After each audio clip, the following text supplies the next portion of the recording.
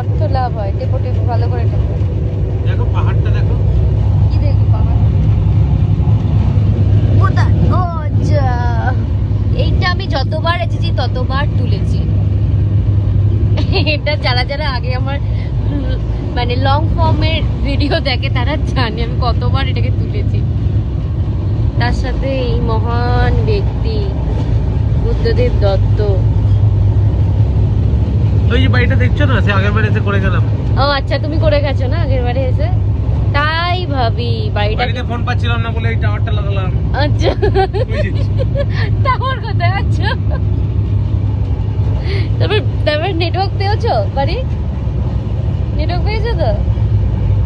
তোমাদের একটা সুন্দর জিনিস দেখাও, দেখো মনটা পুরো জুড়িয়ে যাবে। এত সুন্দর সানসেট, একদিকে ট্রেনটা লেট হয়ে ভালোই হয়েছে, এত সুন্দর সানসেট দেখতে পেলাম। কি খাওয়া স্টার্ট করেছো তুমি? মেদু বড়া।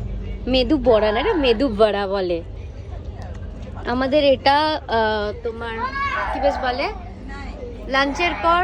তারপরে আমরা কি খেয়েছি?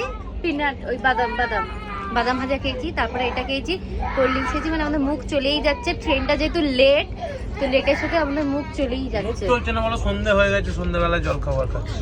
আচ্ছা আচ্ছা আচ্ছা। মেদু বড়া বেসিক্যালি হচ্ছে পুরো আমার মা বাড়িতে কড়াই ডালের বড়া করে, সেম টু সেম টেস্ট আমরা খাই বাড়িতে। তুমি জানো এই বড়াটা মা গোল গোল করে, আর ওটাকে যদি গুড়ের রসের মধ্যে আর কি চুবিয়ে দেওয়া হয়, একচুয়ালি পাশে একটু একটা বাচ্চা কাঁদছে ওই জন্য, তো গুড়ের রসের ভেতর যদি চুবিয়ে দেওয়া হয় তাহলে ওটা হয় যে রস বড়া, আর এটাকে ভাজলে হয় হচ্ছে মেদু বড়া।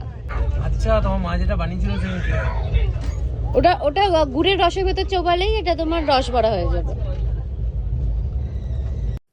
এখানে জাস্ট ট্রেনটা স্টেশনে আসবে ফাইনালি 5 ঘন্টা লেটের পর, 5 থেকে 6 ঘন্টা লেটের পর ফাইনালি স্টেশন চলে এসেছে। ওই জন্য আমরা ওয়েট করছিলাম।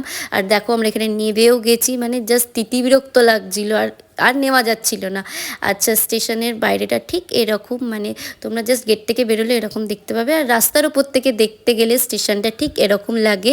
কাইন্ড অফ এয়ারপোর্ট ভাইবস পাবে, কাইন্ড অফ না, পুরোটা এয়ারপোর্ট লুকসের মতোই করেছে, কিন্তু মানুষজন সেটাকে রাখেনি। যাই হোক, আমরা তারপরে ক্যাব করে নিয়েছি, ক্যাব করে নিয়ে এখন যাচ্ছি হচ্ছে হোটেল। ফাইনালি এবার একটুখানি ভালো করে রেস্ট নিতে পারবো। এত লেট না, মানে মাথা ফাতা আর কিচ্ছু কাজ করছিল না।